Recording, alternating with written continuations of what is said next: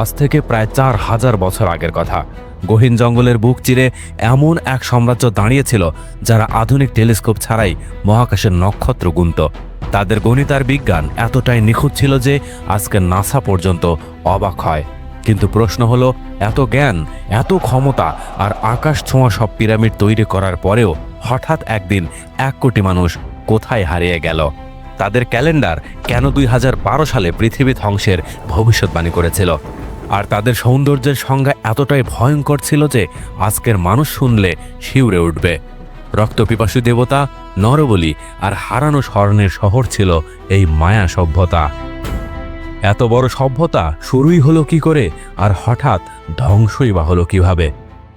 গল্পের শুরু হয় 1839 সাল থেকে।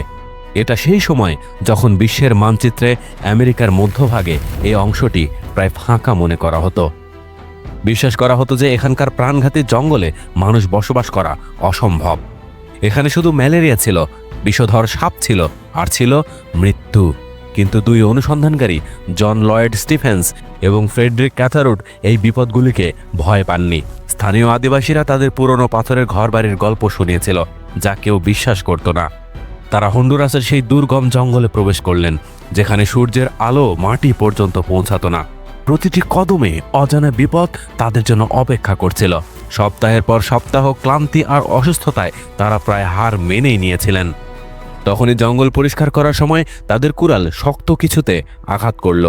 যখন তারা তার উপর জমে থাকা শত বছরের শেওলা আর ঝোপঝাড় সরালেন, তখন তাদের পায়ের নিচ থেকে মাটি সরে গেল। ওটা কোনো সাধারণ পাথর ছিল না, ওটা ছিল একটি স্তম্ভ, যার উপর কোনো অজানা ভাষায় কিছু লেখা ছিল। তারা যখন ওপরের দিকে তাকালেন, তখন সামনে জঙ্গল নয়, বরং একটি বিশাল পাথরের মন্দির দাঁড়িয়েছিল।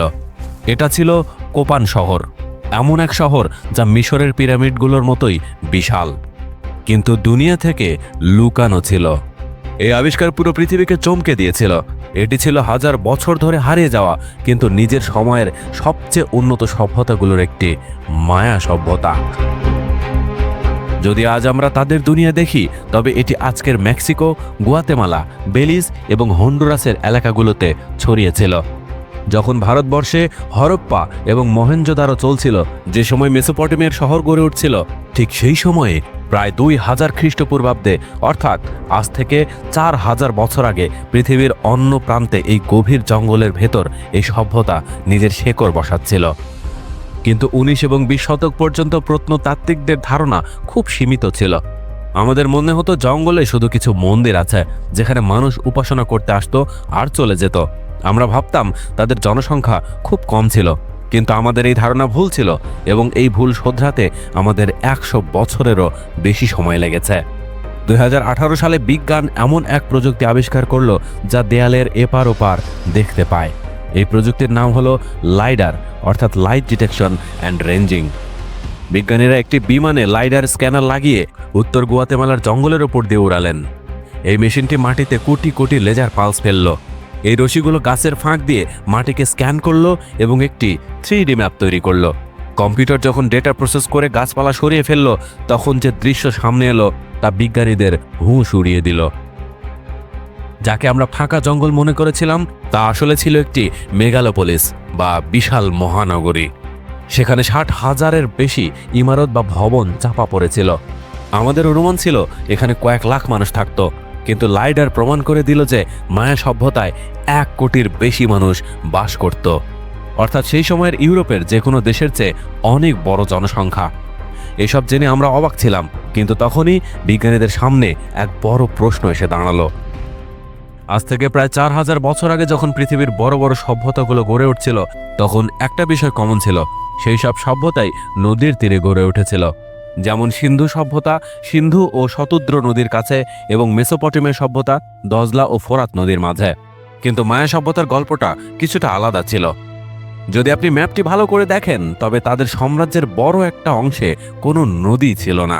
সেখানকার মাটি চুনাপাথর বা লাইমস্টোন দিয়ে তৈরি ছিল। এই পাথর স্পঞ্জের মতো হয়। তাহলে প্রশ্ন হলো, 1 কোটি মানুষ এমন এক জায়গায় বসতি গড়ার সিদ্ধান্ত কেন নিল যা কোনো মরুভূমির চেয়ে কম ছিল না, যেখানে চাষাবাদের জন্য পানি ছিল না, যেখানে মাটি ছিল অনুর্বর? সেখানে তারা কিভাবে আকাশ ছোঁয়া ইমারত দাঁড় করালো? তারা কি কোনো ভয়ে পালিয়ে এই জঙ্গলে লুকিয়েছিল, নাকি তারা প্রকৃতিকে হারানোর কোনো গোপন প্রযুক্তি খুঁজে পেয়েছিল যা বাকি দুনিয়ার কাছে ছিল না? তাহলে চলুন এই জঙ্গলের গভীরে প্রবেশ করা যাক। মায়া মানুষরা ওই প্রাণঘাতী জঙ্গলে কেন বসতি গড়েছিল তা জানতে আমাদের আরেকটু পেছনে যেতে হবে। শুধু 4000 বছর পেছনে নয়, বরং 20,000 বছর পেছনে। এটি ছিল আইস এজ বা বরফ যুগের সময়। পুরো পৃথিবী বরফের চাদরে ঢাকা ছিল। সমুদ্রপৃষ্ঠের উচ্চতা বা সি লেভেল এতটাই নিচে নেমে গিয়েছিল যে এশিয়া এবং আমেরিকার মাঝের পানি জমে বরফ হয়ে গিয়েছিল। এই পথ দিয়েই শিকারের খোঁজে মানুষের একদল এশিয়া থেকে বেরিয়ে এক নতুন দুনিয়ায় প্রবেশ করল। এই দুনিয়া ছিল আমেরিকা। এটি আজকের আমেরিকার মতো কোনো দেশ ছিল না, বরং ছিল জনমানবহীন জঙ্গল। এই মানুষগুলো চলতে থাকলো। 1000 বছর ধরে বংশ পরম্পরায় তারা শীত থেকে বাঁচতে দক্ষিণের দিকে এগোতে থাকলো। তারা উত্তর আমেরিকার বিশাল প্রান্তর পার করলো, মেক্সিকোর পাহাড় পার করলো। তারা চাইলে যে কোনো জায়গায় থাকতে পারত, কিন্তু চলতে চলতে এই মানুষগুলো মধ্য আমেরিকা ইউকাটান উপদ্বীপে পৌঁছালো। ওপর থেকে দেখলে এই জায়গাটি জান্নাতের মতো মনে হতো। চারিদিকে সবুজের সমারোহ, গাছ আর ফল। কিন্তু যেই তারা এখানে পা রাখলো, তারা এক ভয়ানক সত্য জানতে পারল। এখানকার মাটি চুনা পাথরের তৈরি ছিল। বৃষ্টি হলে এই মাটি সব পানি শুষে নিত। নদীগুলো মাটির ওপর দিয়ে না বয়ে মাটির ভেতরে হারিয়ে যেত। পশুরা পিপাসায় মারা যাচ্ছিল, চাষাবাদ করা ছিল অসম্ভব। এই জঙ্গল ছিল এক বড় ধোঁকা। তাহলে প্রশ্ন সেই একই, এই মানুষগুলো এখান থেকে পালায়নি কেন? তারা ফিরেই বা গেল না কেন? কারণ তারা পাতালপুরীর দরজা খুঁজে পেয়েছিল। এই পাতালপুরী আপনার রূপকথার গল্পের মতো নয়। যখন তারা পানির খোঁজে ঘুরে বেড়াচ্ছিল, তখন তারা জঙ্গলের মাঝখানে মাটিতে গভীর গর্ত দেখতে পেল। যখন তারা উঁকি দিয়ে দেখল, তখন নিচে অন্ধকারের মতো কিছু একটা চকচক করছিল। সেটা ছিল পানি, মিষ্টি, পরিষ্কার এবং অফুরন্ত পানি। এগুলোকে বলা হয় সেনোটস। কারণ ওপরের মাটি চুনা পাথরের ছিল, তাই জায়গায় জায়গায় ধসে গিয়ে নিচে বয়ে চলা ভূগর্ভস্থ নদীগুলো বেরিয়ে পড়েছিল। মায়া মানুষদের কাছে এটি শুধু কূপ ছিল না, তাদের কাছে এটি ছিল পাতালপুরীর দরজা।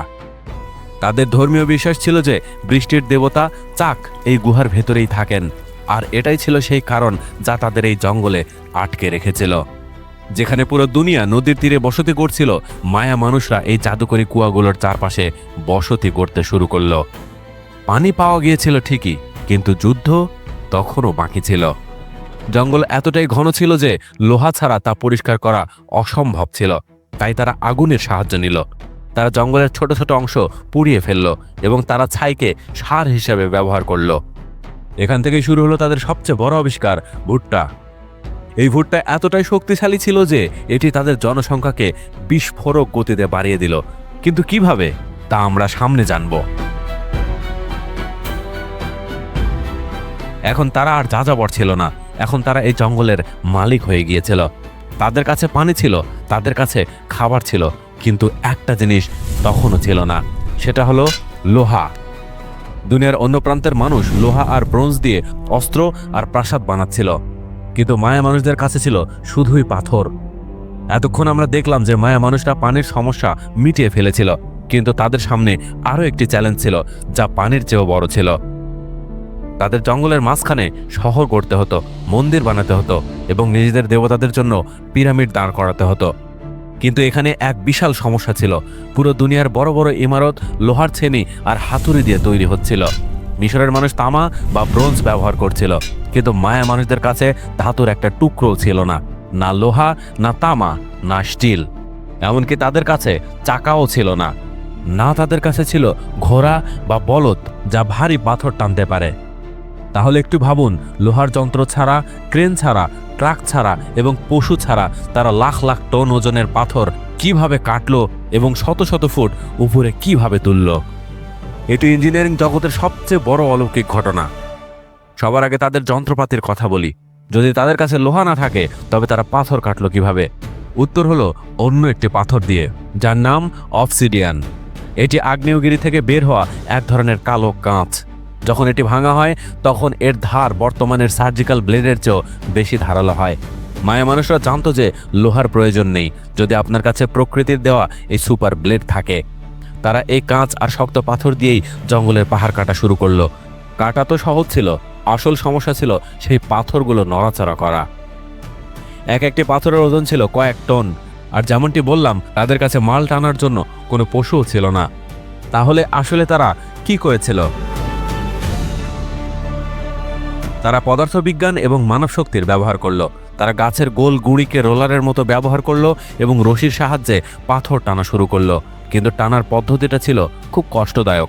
তারা রশি নিজেদের কাঁধে না বেঁধে নিজেদের কপালে বাঁধত। একে মেকাপাল বলা হয়। এতে ঘাড়ের শক্তি ব্যবহার করে তারা ভারী থেকে ভারী পাথর টেনে নিয়ে যেত। এটি শুধু স্থাপত্যবিদ্যা ছিল না, এটি ছিল মানুষের জেদ। কিন্তু তাদের সবচেয়ে বড় আবিষ্কার ছিল মায়া সিমেন্ট। তারা চুনা পাথর পুড়িয়ে এমন এক পাউডার বানিয়েছিল যা পানিতে মেশালে পাথরের মতো শক্ত হয়ে যেত। আজ আমরা যে ধ্বংসাবশেষ দেখি সেগুলো ধূসর রঙের, কিন্তু সেই যুগে পুরো শহর লাল আর সাদা রঙের প্লাস্টারে চকচক করত। এটি এতটাই মজবুত ছিল যে হাজার বছরের বৃষ্টিও একে পুরোপুরি মুছে ফেলতে পারেনি। আর যখন এই পাথর দিয়ে ইমারত তৈরি হলো, তখন তারা শুধু ঘর বানালো না, তারা কথা বলা প্রাসাদও তৈরি করলো। হ্যাঁ, আপনি ঠিকই শুনেছেন। যদি আপনি চিচেন ইৎজার পিরামিডের সামনে দাঁড়িয়ে তালি বাজান, তবে শব্দ প্রতিধ্বনিত হয়ে ফিরে আসে। কিন্তু সেই শব্দ তালির আওয়াজ হয় না, সেই আওয়াজটি কোনো পাখির কিচিরমিচির শব্দের মতো শোনায়। বিজ্ঞানীরা অবাক ছিলেন যে এটা কিভাবে সম্ভব। পরে জানা গেল যে তারা পিরামিডের সিঁড়িগুলো ইচ্ছাকৃতভাবে এমন কোণে বানিয়েছিল যা আওয়াজকে বদলে তাদের পবিত্র পাখি কুয়েটজালের আওয়াজে রূপান্তরিত করে দেয়। ভাবুন, আজকে সাউন্ড ইঞ্জিনিয়ারদের এটা করতে হলে হাইটেক কম্পিউটার লাগবে, কিন্তু মায়া মানুষরা এটি শুধু পাথর দিয়ে করে দেখিয়েছে। মিশরের পিরামিড ছিল কবর, যেখানে রাজাদের দাফন করা হতো, কিন্তু মায়া পিরামিড শুধু কবর ছিল না, তারা বছরের সময় গুনতেও এটি ব্যবহার করত। উদাহরণ হিসেবে এল কাস্টিলোর পিরামিড, এটি শুধু উচ্চতার জন্য তৈরি হয়নি, এটি আসলে পাথর দিয়ে তৈরি এক বিশাল ক্যালেন্ডার ছিল। এর চারিদিকে 91টি করে সিঁড়ি আছে এবং ওপরের চাতাল মিলিয়ে মোট 365টি সিঁড়ি হয়, অর্থাৎ বছরের প্রতিটি দিন একটি সিঁড়ির সমান। কিন্তু এর আসল জাদু বছরে মাত্র 2 বার দেখা যায়। যখন দিন এবং রাত সমান হয়, তখন সূর্যের আলো পিরামিডের সিঁড়িতে এমনভাবে পড়ে যে ছায়াটি একটি সাপের আকার ধারণ করে। মনে হয় যেন আকাশ থেকে কোনো বিশাল সাপ বুকে হেঁটে মাটিতে নেমে আসছে। এটি কোনো কাকতালীয় ঘটনা ছিল না, এর জন্য তাদের এটা জানা জরুরি ছিল যে সূর্য হাজার বছর ধরে কোন ডিগ্রিতে উঠবে এবং কোন ডিগ্রিতে অস্ত যাবে। এর মানে হলো মায়া মানুষরা শুধু শ্রমিক বা কারিগর ছিল না, তারা গণিতবিদ ছিল, সাথে বিজ্ঞানীও ছিল। তারা কোনো দূরবীন বা কম্পিউটার ছাড়াই আকাশের এমন সব গণনা করে ফেলেছিল যা আজকের নাসার বিজ্ঞানীরাও নিখুঁত বলে মেনে নেয়। আসলে তাদের কাছে এমন কোন গণিত ছিল? তারা শূন্যকে বিশ্বের আগেই কিভাবে আবিষ্কার করলো এবং তাদের ক্যালেন্ডার 2012 সালে পৃথিবী ধ্বংসের কথা কেন বলতো? একটি অদ্ভুত বিষয় ভাবুন, যদি আপনি আজ থেকে 1500 বছর আগে ইউরোপে যেতেন, তবে সেখানকার মানুষ রোমান সংখ্যায় আটকে ছিল। সেখানে অঙ্ক করা ছিল মাথা ব্যথার কারণ। কিন্তু ঠিক সেই সময়ে অ্যামাজনের গভীর জঙ্গলে বসে এক মায়া পুরোহিত কোটি কোটি সংখ্যার হিসাব তুরিতেই করে ফেলছিল। আমরা দেখলাম মায়া মানুষরা দারুণ ইঞ্জিনিয়ার ছিল, কিন্তু ইঞ্জিনিয়ারিংয়ের পেছনে যে আসল শক্তি ছিল তা হলো তাদের গণিত। পুরো মানব সভ্যতার ইতিহাসে মাত্র 2টি জায়গায় শূন্য বা জিরোর আবিষ্কার হয়েছিল, একটি ভারতবর্ষে আর্যভট্টের দ্বারা এবং অন্যটি এই মায়া মানুষদের দ্বারা। দুনিয়ার বাকি সব সভ্যতা আঙ্গুলে গুনত, 1, 2, 3 এভাবে 10 পর্যন্ত, কিন্তু মায়া মানুষরা 20 পর্যন্ত গুনত। কেন? কারণ তাদের চিন্তা ছিল আদিম। তারা শুধু হাতের 10টি আঙ্গুল নয়, বরং পায়ের 10টি আঙ্গুলকেও তাদের গণনায় যোগ করেছিল। তাদের গণিত এতই সহজ ছিল যে একজন নিরক্ষর মানুষও বুঝে নিত। একটি ডট বা ফোঁটা মানে 1, একটি দাগ মানে 5 এবং একটি সংখ্যার মতো চিহ্ন মানে 0। মায়া মানুষরা শুধু মাটিতে থাকতো না, তাদের দৃষ্টি সবসময় তারার দিকে থাকতো। তারা কোনো টেলিস্কোপ এবং কোনো কাঁচের লেন্স ছাড়াই গ্রহদের গতিবিধি মেপে ফেলেছিল। তাদের সবচেয়ে প্রিয় গ্রহ ছিল শুক্র। তারা একে ভালোবাসার গ্রহ মনে করত না, একে যুদ্ধের দেবতা মানত। তারা শুক্র গ্রহের উদয় ও অস্ত যাওয়ার সময় এত নিখুঁতভাবে বলতো যে তাতে মাত্র কয়েক সেকেন্ডের পার্থক্য থাকত। ভাবুন, খালি চোখে এত নিখুঁত হিসাব কিভাবে সম্ভব? তারা এল কারাকোলের মতো মানমন্দির বা অবজারভেটরি তৈরি করেছিল। যদি আজ আপনি এই ভবনটি দেখেন, তবে এটি যে কোনো আধুনিক মানমন্দিরের মতোই দেখায়, যার গম্বুজে তারা দেখার জন্য জানালা বানানো হয়েছে। আর এই বিজ্ঞান থেকেই জন্ম হলো মায়া ক্যালেন্ডারের। আপনার 2012 সালে পৃথিবী ধ্বংস হওয়ার সেই গুজবের কথা তো শুনেই থাকবেন। ওটা মায়া ক্যালেন্ডারেরই ভবিষ্যৎবাণী ছিল। কিন্তু সত্য হলো তাদের ক্যালেন্ডার পৃথিবী ধ্বংসের জন্য ছিল না। তারা সময়কে আমাদের মতো একটি সোজা রেখায় দেখতো না যে 2023 গেল তো 2024 এলো আর পুরনো বছর চিরতরে হারিয়ে গেল। তারা সময়কে একটি বৃত্ত বা চক্র মনে করত। তাদের বিশ্বাস ছিল ইতিহাস নিজেকে পুনরাবৃত্তি করে, যা আজ হয়েছে তা হাজার বছর পর আবার হবে। এই চিন্তা থেকেই তারা এমন একটি ক্যালেন্ডার বানিয়েছিল যা 10 বা 100 বছরের নয়, বরং পুরো 5125 বছরের এক মহাচক্র ছিল। একে তারা লং কাউন্ট বলতো। তাদের গণিত অনুযায়ী এই চক্রের শুরু হয়েছিল 11 আগস্ট 3144 খ্রিস্টপূর্বাব্দে, অর্থাৎ যখন মিশরের পিরামিডও তৈরি হয়নি এবং হরপ্পা সভ্যতার ভিত্তিও গড়েনি, তখন মায়া ক্যালেন্ডারের ঘড়ি টিকটিক করা শুরু করে দিয়েছিল। আর এই 5125 বছরের বিশাল চক্র কখন শেষ হওয়ার কথা ছিল জানেন? এটা সেই তারিখ 21শে ডিসেম্বর 2012। সারা বিশ্বের মানুষ ভয় পেয়েছিল। দুনিয়া ভেবেছিল ক্যালেন্ডারের শেষ মানে পৃথিবী শেষ, কিন্তু মায়া মানুষদের কাছে এটি ছিল শুধু ঘড়ি রিসেট হওয়া। যখন মায়া সভ্যতার সমাজ এত উন্নত ছিল, তখন সেখানকার মানুষের জীবনযাত্রা কেমন ছিল আর তাদের প্রথাগুলো কেমন ছিল। এবার আমরা ওই বড় পিরামিড আর তারার দুনিয়া থেকে চোখ সরিয়ে মাটিতে নামব। ইতিহাস প্রায় রাজাদের কথা বলে, কিন্তু ওই জঙ্গলে বসবাস করা একজন সাধারণ মানুষের জীবন কেমন ছিল? সে কি সুখী ছিল, নাকি সে শুধুই একজন গোলাম ছিল? সত্য হলো, মায়া সমাজে ধনী আর গরিবের পার্থক্য এতটাই গভীর ছিল যা হয়তো আজকের সময়েও নেই। সমাজ পরিষ্কারভাবে দুই ভাগে বিভক্ত ছিল। উপরে ছিল রাজা এবং অভিজাত শ্রেণী। এরা শহরের মাঝখানে পাথরের প্রাসাদে থাকত। এদের গায়ে জাগুয়ারের চামড়া থাকতো আর মাথায় কুয়েটজাল পাখির দামি পালক। আর অন্যদিকে ছিল সাধারণ মানুষ। রাজা যদিও পাথরের প্রাসাদে থাকতো, কিন্তু সাধারণ জনগণ অর্থাৎ কৃষক ও কারিগররা মাটি আর কাঠের তৈরি বাতাস চলাচলের সুবিধাযুক্ত ঘরে থাকতো, ঠিক আমাদের এখনকার কুঁড়ি ঘরের মতো, যার চাল খড়ের হতো যাতে গরমেও ঘর ঠান্ডা থাকে। অবাক করা বিষয় হলো, তারা যৌথ পরিবারে বিশ্বাসী ছিল। একই আঙ্গিনায় অনেকগুলো ঘর থাকতো। দাদা দাদি চাচা চাচি সবাই কাছাকাছি থাকতো। সন্ধ্যায় কাজ শেষ করার পরে পুরো পরিবার আঙ্গিনায় বসে গল্প করত। এটি তাদের সামাজিক জীবন ছিল। প্রতিটি ঘরের প্রাণ ছিল রান্নাঘর। আর মায়া মানুষদের খাবার আমাদের রুটির সাথে খুব মিলতো। তারা ভুট্টা পিষে আটা বানাতো এবং তা দিয়ে টর্টিয়া বানাতো, যা একদম আমাদের ভুট্টার রুটির মতো। এর সাথে তারা বিনস, রাজমা, কুমড়ো এবং মরিচের চাটনি খেত। হ্যাঁ, মরিচ। মায়া মানুষরা ঝাল খাবার খেতে খুব পছন্দ করত। সকালের নাস্তা হোক বা রাতের খাবার, পুরো পরিবার মাটিতে বসে একসাথে খাবার খেত।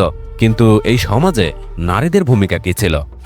ইতিহাস প্রায়ই নারীদের ভুলে যায়, কিন্তু মায়া সভ্যতায় নারীরা ছিল নীরব শক্তি। তারা শুধু ঘর সামলাতো না, তারা অর্থনীতির মেরুদণ্ড ছিল।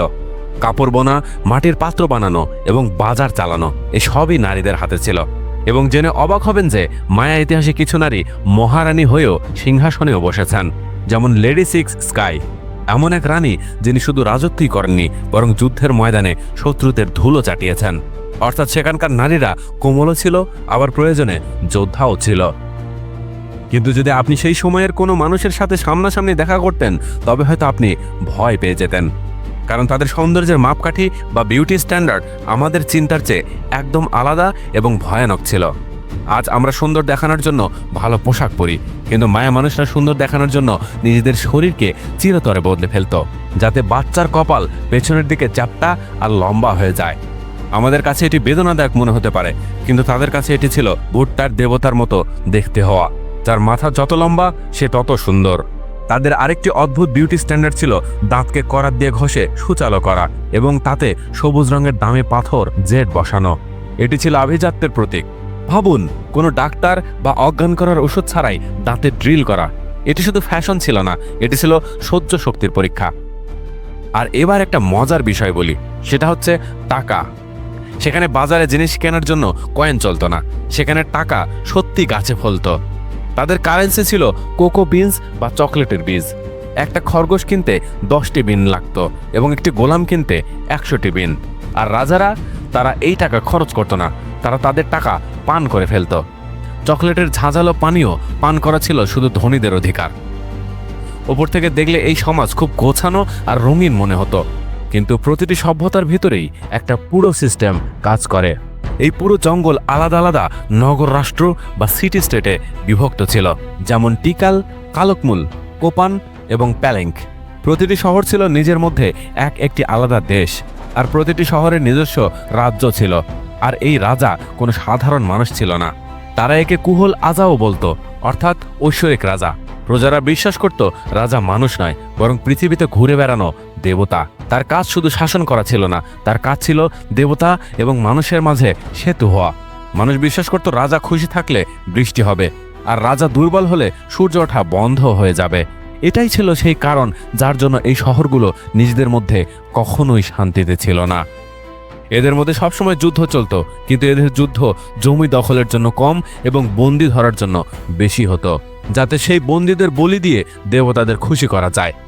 আর সবচেয়ে অবাক করার বিষয়, তারা যুদ্ধের সিদ্ধান্ত নিজের ইচ্ছায় নিত না। তারা আকাশ দেখে হামলা করত। যখন শুক্র গ্রহ আকাশে একটি নির্দিষ্ট অবস্থানে আসতো, তখনই তারা সেনাবাহিনী বের করত। প্রত্নতাত্ত্বিকরা একে স্টার ওয়ার্স বলেন। কিন্তু তারা নিজেদের শহরগুলো যেভাবে ডিজাইন করেছিল তা আজকের স্থপতিদের জন্য এক বিশাল শিক্ষা। তাদের নগর পরিকল্পনা বা আরবান প্ল্যানিং দেখুন। আপনাদের নিশ্চয় মনে আছে আমি বলেছিলাম সেখানে কোনো নদী ছিল না। তাহলে 1 কোটি মানুষের শহর পানি কিভাবে পেত? এখানেই তাদের বুদ্ধিমত্তা দেখুন। তারা নিজেদের পুরো শহরকেই একটি বিশাল জলাধারে পরিণত করেছিল। যখন বৃষ্টি হতো, পানি পিরামিড থেকে গড়িয়ে নিচে আসতো। তাদের বড় বড় প্লাজা আর আঙ্গিনাগুলোকে ইচ্ছাকৃতভাবে ঢালু করে বানানো হয়েছিল। মধ্যাকর্ষণের সাহায্যে শহরের প্রতিটি ফোঁটা নালা দিয়ে বয়ে গিয়ে বিশাল জলাশয় বা রিজার্ভারে জমা হতো। টিকাল শহরে এতটাই পানি জমা হতো যে যদি 18 মাস পর্যন্ত বৃষ্টিও না হতো, তবুও মানুষ পিপাসায় মারা যেত না। আর এই পানি নোংরা ছিল না। শহরের প্রবেশপথে তারা ফিল্টার লাগিয়েছিল। তারা কোয়ার্টস বা জিওলাইট বালি ব্যবহার করেছিল।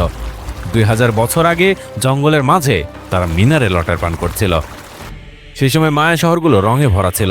প্রতিটি পিরামিড লাল, নীল এবং হলুদ রঙে রাঙানো ছিল। রাস্তায় কোনো নিস্তব্ধতা ছিল না।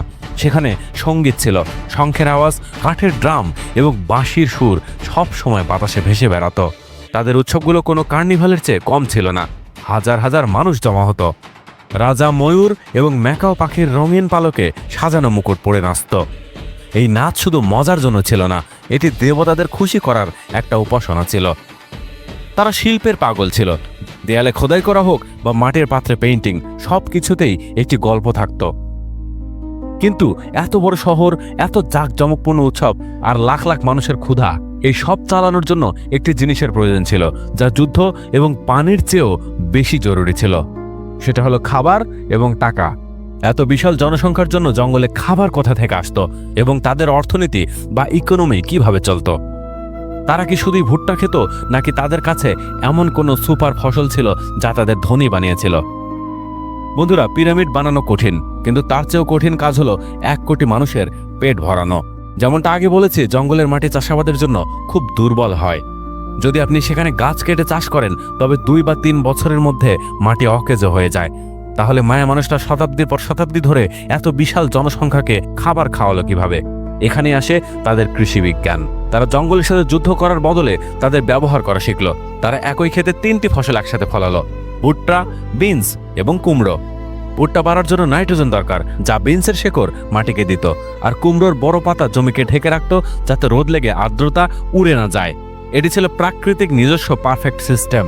কিন্তু তাদের আসল অলৌকিক কাজ ছিল জলাভূমিতে চাষাবাদ, যাকে রেইসড ফিল্ডস বলা হয়। তারা জলাভূমি এলাকায় খাল খুঁড়ত এবং সেই ভেজা মাটি তুলে মাঝখানে আয়তাকার ক্ষেত বানিয়ে দিত। এগুলো ছিল পানির মাঝে ভাসমান ক্ষেতের মতো। এতে চারা গাছ সবসময় পানি পেত এবং খালের মাছের বর্জ্য সার হিসেবে কাজ করত। এটি জঙ্গলের মাঝে একটি অটোমেটিক ফুড মেশিন ছিল, যা বছরে 1 বার নয় বরং 3 বার ফসল দিত। যখন পেট ভরা থাকে, তখনই মানুষ নতুন কিছু ভাবে। এত উদ্বৃত্ত ফসল থাকার মানে ছিল যে এখন আর সবার কৃষক হওয়ার দরকার ছিল না। এখান থেকেই জন্ম হলো কারিগরদের। হাজার হাজার মানুষ এখন শুধু কলা কৌশলের দিকে মনোযোগ দিচ্ছিল। মাটির পাত্র, কাপড় এবং অবসিডিয়ান বা আগ্নেয়গিরির কাঁচের অস্ত্র বানানো শুরু করলো। আর যখন জিনিসপত্র তৈরি হয়ে গেল, তখন শুরু হলো ব্যবসা। কিন্তু এখানে এক বিশাল সমস্যা ছিল, মনে আছে তো? না ছিল চাকা, না ঘোড়া ছিল, না বলদ ছিল। তাহলে হাজার হাজার টন মালামাল এক শহর থেকে অন্য শহরে শত শত কিলোমিটার দূরে কিভাবে যেত? উত্তর হলো মানব ট্রাক। হ্যাঁ, মায়া ব্যবসায়ীরা তাদের পিঠে মেকাপাল বেঁধে 50 কেজি পর্যন্ত ওজন তুলত এবং তারা জঙ্গলের পথে শত শত কিলোমিটার হাঁটত। ভাবুন, একটি পুরো হাইওয়ে নেটওয়ার্ক যেখানে কোনো গাড়ি নেই, বরং হাজার হাজার মানুষ সারিবদ্ধভাবে হেঁটে মালামাল বহন করছে। আর যেখানে মাটি শেষ হতো, সেখানে পানি শুরু হতো। তাদের কাছে বিশাল ডোঙা বা ক্যানো ছিল, যা সমুদ্রে চলত। এতে এত মালামাল ধরতো যা আজকের একটি ছোট ট্রাকে ধরে। তারা মেক্সিকো থেকে হন্ডুরাস পর্যন্ত লবণ, জেট পাথর, মধু এবং পাখির পালকের ব্যবসা করত। বাজারগুলো ছিল তাদের শহরের প্রাণ। টিকালের বাজার এত বড় ছিল যে সেখানে প্রতিদিন 20 থেকে 25 হাজার মানুষ জড়ো হতো। সেখানকার শোরগোল, মশলার সুগন্ধ এবং রঙের ঝলকানি যে কাউকে পাগল করে দিত। তাদের কাছে সব কিছু ছিল, একটি চমৎকার সিস্টেম, অফুরন্ত টাকা, পৃথিবীর সবচেয়ে নিখুঁত ক্যালেন্ডার এবং আকাশ ছোঁয়া ইমারত। এই সভ্যতা নিজের স্বর্ণযুগে ছিল। প্রায় 900 খ্রিস্টাব্দ পর্যন্ত এমনটা মনে হতো যে এই সাম্রাজ্য কখনো শেষ হবে না। কিন্তু বন্ধুরা, ইতিহাস সাক্ষী, যখন কোনো সভ্যতা নিজের উন্নতির শিখরে থাকে তখন তাদের পতন মাত্র কয়েক কদমের ব্যাপার। এমন এক ঘটনা মায়াদের সাথেও ঘটেছিল। 900 খ্রিস্টাব্দে আস্তে আস্তে মায়া সভ্যতা নিজের চরম সীমায় পৌঁছেছিল। শহরগুলোতে লাখ লাখ মানুষের ভিড় ছিল, পিরামিডগুলোতে তাজা রং চকচক করছিল এবং রাজারা নিজের ক্ষমতার নেশায় বুঝছিল। কিন্তু তারপর হঠাৎ নিস্তব্ধতা নেমে এলো। মাত্র 100 বছরের মধ্যে বিশ্বের সবচেয়ে বড় শহরগুলো জনমানবহীন হয়ে গেল। প্রাসাদগুলোতে এখন আর রাজা নয়, বরং বাদুর থাকতে শুরু করলো। যে ক্যালেন্ডার হাজার বছরের ভবিষ্যৎ বলেছিল তা হঠাৎ থেমে গেল। ইতিহাসবিদদের জন্য এটি পৃথিবীর সবচেয়ে বড় মার্ডার মিস্ট্রি। আসলে এমন কি ঘটেছিল যে 1 কোটি মানুষ নিজের ঘর ছেড়ে পালিয়ে গেল? এর পেছনে কোনো একটি কারণ ছিল না, এটি ছিল একটি ডমিনো এফেক্ট। প্রথম কারণ ছিল তাদের নিজেদের ভুল, পরিবেশগত আত্মহত্যা। মনে আছে নিশ্চয়ই, আপনাদের শুরুতে বলেছিলাম যে তারা পিরামিড প্লাস্টার করার জন্য চুনাপাথর বা লাইমস্টোন পোড়াতো। শুধু একটি পিরামিড রং করার জন্য তাদের হাজার হাজার একর জঙ্গল কাটতে হতো। তারা নিজেদের শহর সাজানোর জন্য সেই জঙ্গলকেই কেটে ফেললো, যা তাদের নিঃশ্বাস এবং বৃষ্টি দিত।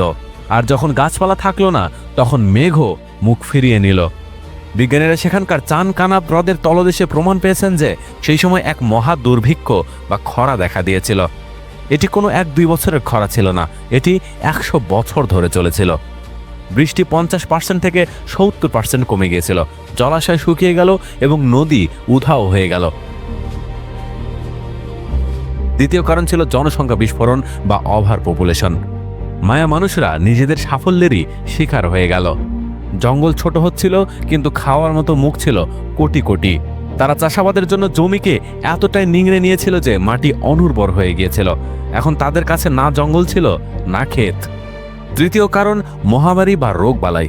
যখন খরা হলো, মানুষ নোংরা পানি পান করতে বাধ্য হলো, অপুষ্টি ছড়ালো এবং ঘনবসতিপূর্ণ শহরগুলোতে যখন রোগ ছড়ালো, তখন তা জঙ্গলের আগুনের মতো ছড়িয়ে পড়ল। হাজার হাজার মানুষ রাতারাতি মারা যেতে লাগলো। চতুর্থ এবং শেষ কারণ গৃহযুদ্ধ। ক্ষুধা মানুষকে পশু বানিয়ে দিল। যে প্রজা নিজের রাজাকে দেবতা মানত, এখন সেই প্রজা রাজার বিরুদ্ধে অস্ত্র তুলে নিল। কারণ রাজা কথা দিয়েছিল যে সে বৃষ্টি নামাবে, কিন্তু সে ব্যর্থ হলো। শহরগুলোর মধ্যে গৃহযুদ্ধ শুরু হয়ে গেল। প্রতিবেশী শহরগুলো একে অপরের শস্য ভাণ্ডার লুট করতে লাগলো। এটি এখন আর গৌরবের যুদ্ধ ছিল না, এটি ছিল রুটির যুদ্ধ। আর শেষে যারা বেঁচে ছিল তারা তাদের মহান শহরগুলোকে চিরতরের জন্য ছেড়ে দিল। তারা আবার জঙ্গলে ছড়িয়ে পড়ল ছোট ছোট গ্রামে থাকার জন্য, এবং এভাবেই জঙ্গল সেই পাথরগুলোকে আবার গিলে খেল। এবং এই মায়া সভ্যতা ইতিহাসের পাতায় ঘুমিয়ে পড়ল যতক্ষণ না 1839 সালে তাকে পুনরায় আবিষ্কার করা হয়। এটি ছিল এমন এক সভ্যতার গল্প যা জঙ্গলে হারিয়ে গিয়েছিল। কিন্তু ইতিহাসে এমন এক সভ্যতাও আছে যা জঙ্গলে নয়, বরং সমুদ্রে হারিয়ে গিয়েছিল। এমন এক শহর যা মায়া সভ্যতার চেয়েও হাজার বছরের পুরনো ছিল, যাকে সোনার শহর বলা হতো, যার কাছে এমন প্রযুক্তি ছিল যা আজও আমাদের কাছে নেই।